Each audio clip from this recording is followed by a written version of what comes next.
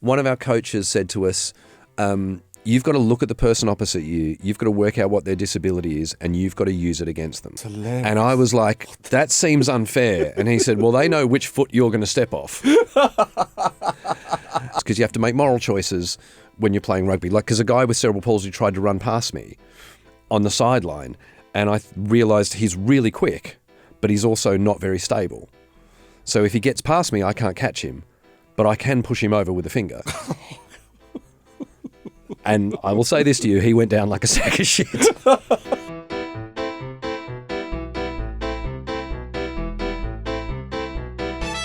So we're back. You know, you were saying I've been given good advice. Yeah. I am proud of myself for listening to that good advice. Yeah. But when I was at school, like I said, I was a pretty good student, and maths was probably the subject I was best at. And we had a really good maths teacher. I remember probably in about year 9, 10, Mr. Chisholm. Like the kind of teacher that you respected, that like he earned your respect straight away, just as a person. He talked to you like an adult. He would read the roll out, and he'd be going through the marks, and he'd go, David Shering, Stephen Carr, Craig Rowney, Hilsey. Like the fact that he called me Hilsey, I was like, I like you. And there was a parent-teacher night, and my parents would always come home from parent-teacher night saying, they're all very happy, you're doing a great job. And there's one night I remember my mum coming home saying, Mr. Chisholm said you are, quote, just flexing your muscles. And I went, what does that mean?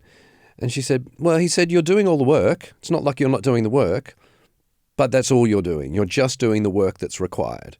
And he said, you are much better at maths than you're letting on, and that if you pushed yourself, you could be absolutely amazing at it.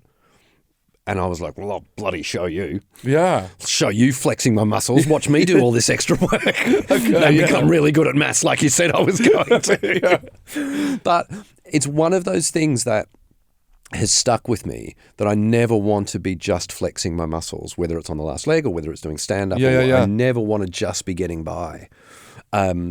And I remember, even then, I was like years later, I was writing for a radio show in Sydney. Wendy Harmer was the comedian who was co-hosting, and I went in with a list of jokes, and she looked at them and she read them and she went, "You can do better than this." And I was like, "What?" She went, I know you can do better than this." And I was like, "What?" She went, "Go away, come back in 15 minutes with better jokes." I was like, screw you, I'll show you some better jokes. Yeah. And then gave them back, and she was like, yep. Do you think at the time that you knew she was right? That did you know? I know from my own personal point of view, I know when I've done that or not. You know, I know when I've tried my hardest and when I haven't. That doesn't happen.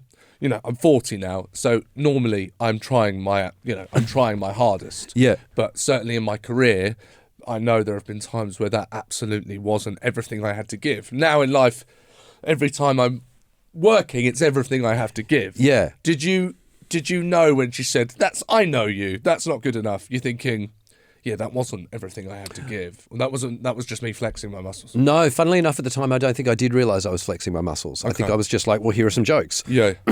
And then I did go away and write some better jokes, and she was 100% right. She was bang on.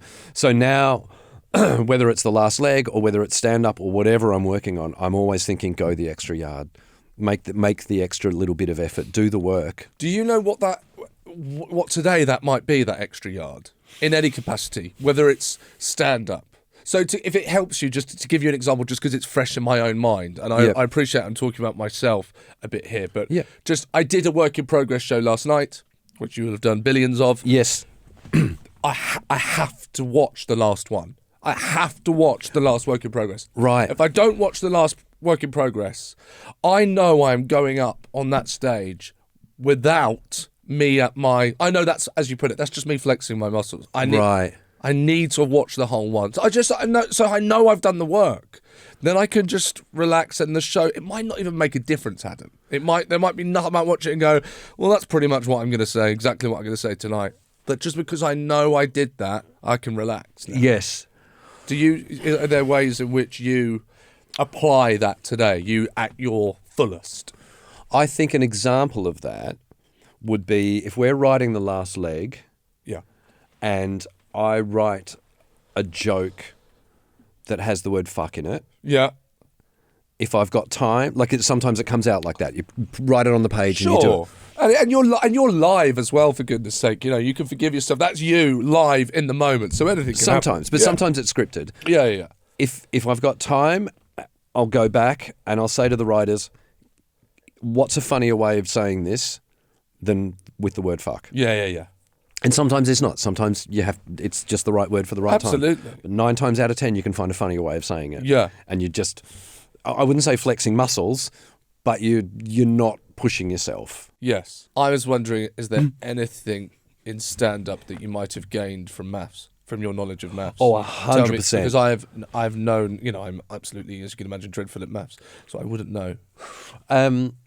Okay, so one thing I used to enjoy, weirdly, in maths was you'd get an equation that you had to solve and it would take 2 pages to solve it. Mm-hmm. And so you would start at the top of one page and you would and go down and it would go down the next, and by the time you got to the end of the next page, you would solve the equation. Yeah. My set lists look very much like that. Wow. In that I will, and that's another example of not just flexing my muscles. If I'm doing a show, I won't do it every night after a point, but in the early doors of doing a show, I will write my set list out every night backstage. Yeah. Okay. I'll turn up backstage, I'll have a notepad, and it will be bullet points. I could even tell you what it is right now. Like the most recent show I did started with talking about playing physical disability rugby league. Okay. So the heading would be PDRL, and then it would be Aussie on TV, because that tells me about what the first joke is. Okay. And then CP tackle, because it's a joke about tackling someone with cerebral palsy. How was that for you? The line is, you would think it would be easier to tackle someone with cerebral palsy, but it's not. Because when an able-bodied person runs at you, you can pretty much predict where their limbs are going to go. It's great to hear an audience go, oh my God. Yeah. But then I know that's that bit. And then there'll be like moral choices, because you have to make moral choices when you're playing rugby. Like, because a guy with cerebral palsy tried to run past me on the sideline, and I realised he's really quick, but he's also not very stable. So if he gets past me, I can't catch him, but I can push him over with a finger. And I will say this to you, he went down like a sack of shit. So I think for some reason you've got permission to say that over someone like me. I don't think I could feel comfortable. Well, funny, there's a joke that then pops up not long after that, where one of our coaches said to us, you've got to look at the person opposite you, you've got to work out what their disability is, and you've got to use it against them. Oh my God, that's hilarious. And I was like, that seems unfair. And he said, well, they know which foot you're going to step off. And weirdly, I think that joke lets me do all the others. Yeah, right. Because it reminds the audience, oh, yeah, right. Fantastic. It's the same view as it is for them. Yes. So, but that set list will stop. I mean, by the time I'm doing an hour show, that can be 4 pages. And I'll sit there before a show for 15, 20 minutes and just go blah, blah, blah, and write it out bit by bit. And if I get it in the wrong order, I screw up that page and start again, because it's a reminder to me, as you say, that I've done the work. Yeah. They talk about it in sport, trust the process. Oh, God. Know that you've done all your training and all that kind of stuff. So for me, it's like, and often, not all the times, but sometimes I will go on with that in my back pocket. I'll never look at it. I'll never take it out. Of course. But it's I just know that it's there, and I know that this bit goes to this bit, goes to this bit, goes to this bit, and then there'll be another heading, because that'll be the next subject. And it's like an equation that starts here and goes over all these, and it goes on a different tangents. So weirdly, I think your maths brain, and also when you're ad-libbing, when you're talking to someone in the crowd, I've heard someone say it's like your brain is going through thousands of possibilities. Yeah. Like calculating what could come next. What's the funniest thing? And then it comes out really quickly. Yes, yeah. So, Dara O'Brien is a great example. He's brilliant at maths. Yes. That was his big thing. Yeah. So I'm Dave Gorman as well, I'm pretty sure. Yeah. So yeah, I think and also, everything I learned from that teacher as well. Take it seriously. But and then you get to something like The Last Leg, where the first half of the show's got to, the first part of the show is usually about 25 to 27 minutes. Yeah. The third part of the show has to finish before a specific time slot, before a specific time. Otherwise, the ad break runs into the next hour and the channel gets fined for having too many ads in the next hour. Oh, my Lord. So if you ever see me at the end of part 3 wrapping up really quickly, it's because literally people are going, we're about to be fined. Right, I'm going to look out for that. So the beginning of part 3, I'll have someone in my ear say, right, we've got 5.5 minutes until we bring on the mystery guest, and then we've got 45 seconds of the mystery guest before we have to get to the break.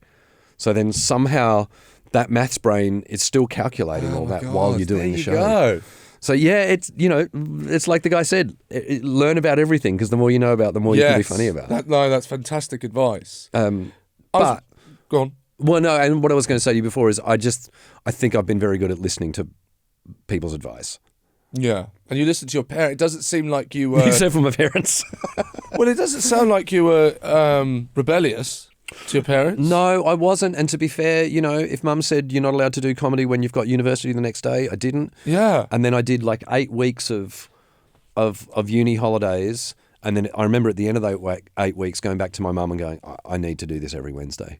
This is a thing that I really want to do, and I'm going to do it every Wednesday. And she was like, okay, yeah, fair enough, right? Not too many gigs. Don't stay out too late. You've got to study. She was all about studying and making sure.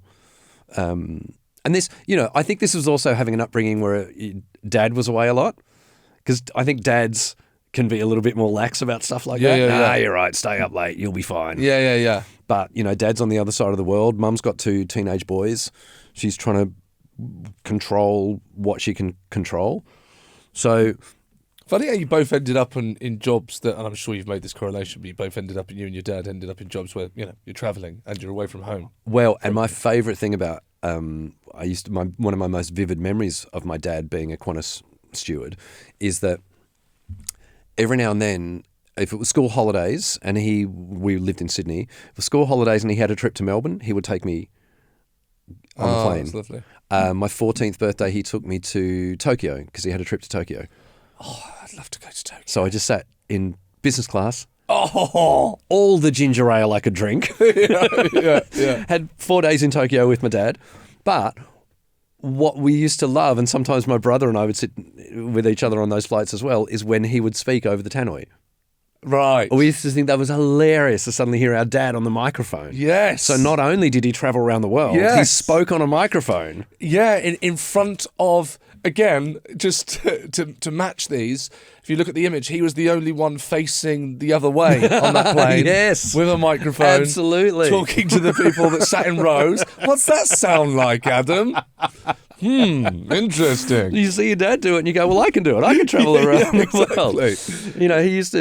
He used to tell me that and look, this is someone who also probably didn't really want me to be a comedian at the start, but he used to tell me that he and the other cabin crew would sit by the pool in Bahrain or whatever, just going, can you believe we get paid for this? Oh, wow, there you go. Yeah. And I'm like, well, that's the job now. Did you have an idea of what they wanted you to do? Oh, I don't know that they specifically wanted me to do any particular job. I think when I left high school, I wanted to be a journalist. So I went to university and I studied an arts degree in mass communications. So it was a bit of journalism, it was a bit of filmmaking, it was a bit of, it was music videos, it was everything. Again, because there's so many things, I'm hearing this all for the first time. Obviously, Right. you know this about yourself, but you wanted to do journalism. I mean, The Last Leg, it's an entertainment show, of course. Yeah. But it's topical, and you're reporting the news, you're satirising the news. You ended up you really got to have your cake and eat it with life, didn't you? Well, specifically, I wanted to be a sports journalist. Okay. So The Last Leg started at the Paralympics. Of course, I always forget that. With 2 other people who wanted to be sports journalists. Yes. In fact, Alex was a sports journalist at the time. Josh wanted to be a sports journalist. Yeah.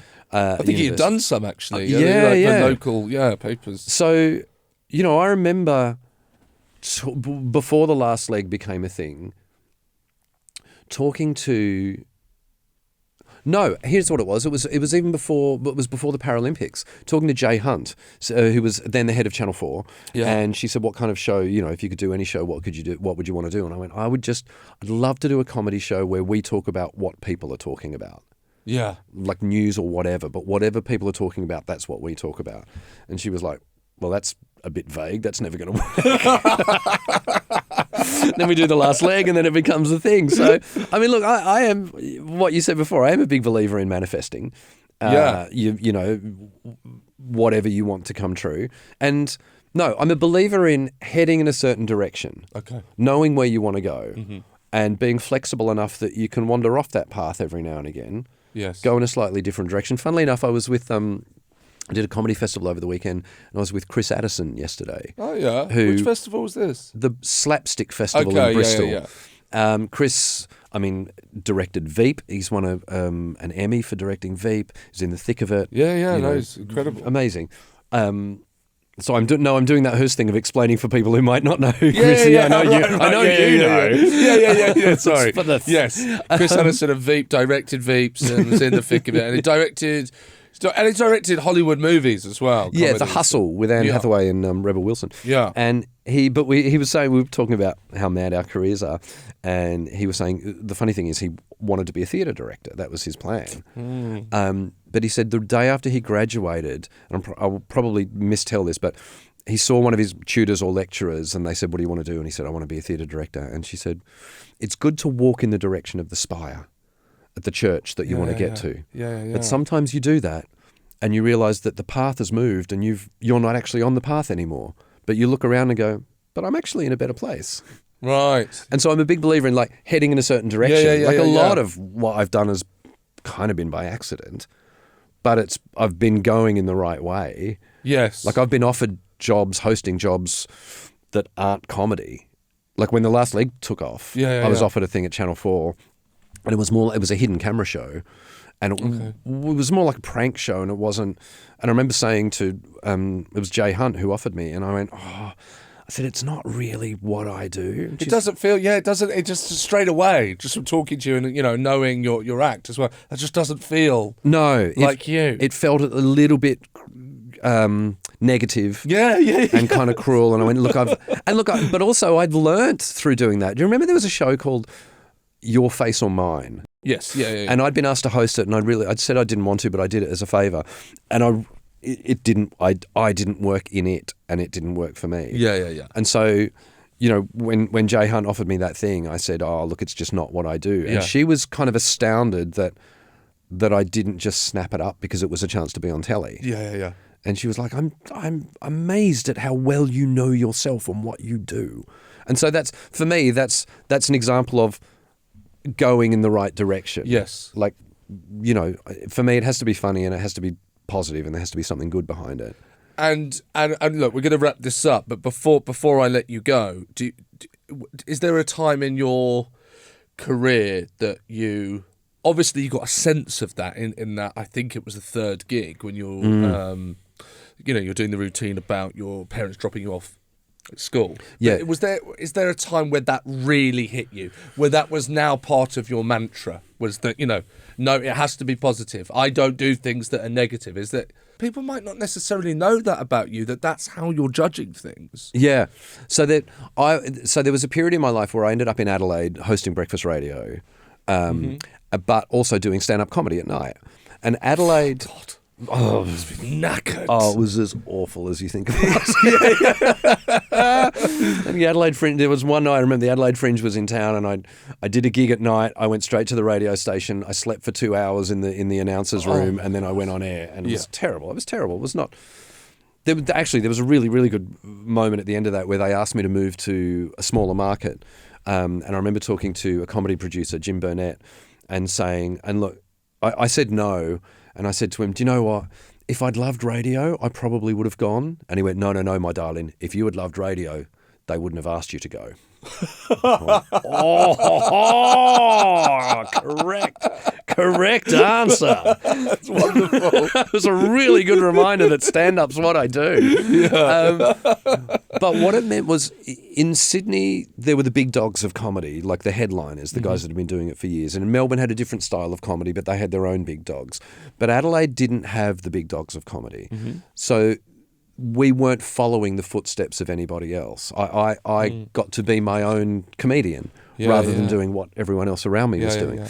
And a whole bunch of things happened at that time that put me on the path I ended up with comedically. One is I started studying Reiki, which is like an energy system. I don't like the word healing because it makes it feel like I can... I've been about my back a couple of times, right? Right. This is what I've done, and they kind of... it's a few years ago. Yeah. Kind of It's touch like, you and then step back. it's like putting your hands on and your hands heat up, and it's a transfer. It's basically a transfer of energy. Okay, all But right. it's about positive energy. Right, so you did this. And it's about using positive energy at all times, not just when you're doing Reiki, but in your life. So that's rumbling around in the back of my head. Yes. Around about the same time, and I vividly remember this, going on stage, comparing, there was a group of butchers down the front on a night out, butchers' night out. And I did jokes about them and I put them down and made fun of them for being butchers. And then the first act went out and they heckled the living bejesus out of him. And I'm sitting backstage going, oh my God, where did all this negative energy come from? I'm like, oh, me. Oh, Of course. that's very astute. I've just put them down. And so I then went back out on stage and I remember saying a bit to them going, do you know what, guys? I just spent 10 minutes putting you down, but I feel really bad because I must be the worst type of customer for you because you guys spend your life working out how to get the exact cut of meat, how to slice it, how to get it in the exact right way that it's going to taste amazing. And I come in and you must look at me and go, that guy's just going to burn the shit out of it. And they were like, yeah. And I was like, won them round and went, Oh. you don't have to put down everyone in the audience just for the sake of it. And in fact, you're the one on stage with a microphone and a spotlight. You're already in a position of power. Why don't you just build them up? And so then it made me... I loved that. I loved that hit you there. Yeah, so that, combined with this idea of Reiki, then made me re-look at some of the jokes I had. And there was one, I'll still do every now and again now, about, I used to say, I hate Americans, because Americans name their children after personality traits they hope they're going to grow up with. They'd be like, oh, Faith, have you seen Honor? Oh, yeah, she's over there with Charity. They're waiting for Joy. And I'm like, my joke was, you wouldn't see an Australian guy doing that. It's like, it's my son opening batsman. It's my other son drinks beer. And then, I think it finished with, and there's my daughter, big tits. Right, fine. Right. But then I kind of looked at that joke and went, why am I saying I hate Americans to start that joke? The word hate is very, very strong on stage. It is. Very, very. It took me far too long to realise that myself. And obviously my act is kind of it's complete opposite of yours. It's about taking all of those negative moments in your day-to-day life. Yeah. And then having fun with them on stage. But even I noticed the word hate. I stay away from that. Right. On stage. Took me a long time. There'll be someone be able to show me a clip of me going, there you are saying it. But I've not said that in a long time now. I know that. And so I had that realization, and then when I was like, surely I can just do that joke by going, I love Americans because they name their children after personality traits. Yeah. Exactly the same joke. Gets a slightly different laugh at the end of it too, because you're not being negative about someone. Yeah. You're kind of being celebratory. So That's so powerful. So then all of this coalesced, a little bit of Reiki, a little bit of that realization with the audience, trying to be positive. Came to Edinburgh for the first time in 1997, Okay. just as New Labour had come in. Yeah. But there was still a whole bunch of comedians I noticed on the circuit being very Tory bashing, because that's what they've been doing for so long. Yeah. And I was like, and you could feel the audience going, no, we want to celebrate now. We want to be happy. Mm. And so then I went to Edinburgh and thought, well, what is it that I've got that nobody else has got? I'm positive. I'm not like smash the state, Thatcher, all of that kind of stuff. And I think also, I remembered back to Don Rickles. I remember walking out of Don Rickles' show feeling a little bit dirty because all he had done was put down comedy. Yeah. And I thought, okay. And with Reiki and all of that in my head, my first Edinburgh, I was like, I just want to do a show that makes people feel lighter when they leave. And I remember getting a review that year. It was a 3-star review. Read like a 4. It was it was a 3-star review. But it said something about, and I ended up ripping this as a quote for the following year. It said, leaves people stumbling and smiling into the street. And I thought, that's job done. That's what I want to do. I want to leave them smiling as they go out of the room. So all of that then made me realize what it is. Yeah. And I think even the review said something about sun-drenched Aussie positivity. Yeah. And I thought, again, it was like, that's what I do. Yeah. Yeah, okay, right. So all of that kind of went, that's your point of difference. That's what you do that makes you unique. So let's follow that. Well, it sounds like your youth, your upbringing, your childhood, the whole of your life has fed into that being exactly what you are. And I hope that people watching this or listening to this now are stumbling and smiling down the street. Adam, it's been an absolute pleasure. Thank you so much. You're amazing. I know you're not on tour now, but you will be at some point. You never know when people are listening to these things. Make sure you go and watch Adam Hills. He's absolutely fantastic. And he's on all the socials. You know where to follow him. Lots of love. Thank you. Thank you, mate. You have just reminded me why I love comedy. Oh, good. Can I just say, Joe, I don't know if you're still recording, but genuinely, I've been playing tennis, I've been playing rugby, I've been doing all these things, getting away from comedy, which I probably needed to do. And you end up with people who, it's just innate, rugby league, they don't even think about it, it's second nature to them. My doubles partner played professional tennis. So we can turn up and he'll tell you how the balls are going to bounce on a certain day because of the temperature. Incredible. Like, he's just got that innate stuff. And, talking to you, and I watch him and go, I mean, I love it, but I haven't got that level of it. Yeah. And then we talk like this, and I'm like, oh no, it's tennis. It's stand up. Stand up's the thing. Oh yeah, that's right. Oh, totally. I do obsess about stuff. Of course you do. Listen to all of that vast experience that you've garnered over the years. That you could, what that person's saying about the ball and the way the ball's going to bounce. You can walk into a venue and you know the way the ball's going to bounce. Yeah, exactly. You totally know the way the ball's going to bounce in that theatre you're about to play. Yeah, 100%. It's good to be reminded of that. I'm glad I did that. I'm glad you got something out of this as well. Fantastic. Totally there we go. Thank you. Well, unfortunately, that's your lot. The brilliant Adam Hills there. I just had the best time talking to Adam. I don't really know Adam, so it was a wonderful chance to get to know him and hear his story and hear how he came about to be the wonderful comedian he is and the host that he is. And I think it's all there, laid bare for us to kind of join those dots, I think. So absolutely fantastic. As ever, I just ask you to please like and share and subscribe the YouTube page and or wherever you're getting Class Clown to help us keep growing. You've been fantastic so far. Please keep on recommending the pod. I've been Seann Walsh. This has been Class Clown. Lots of love. Take care. Goodbye.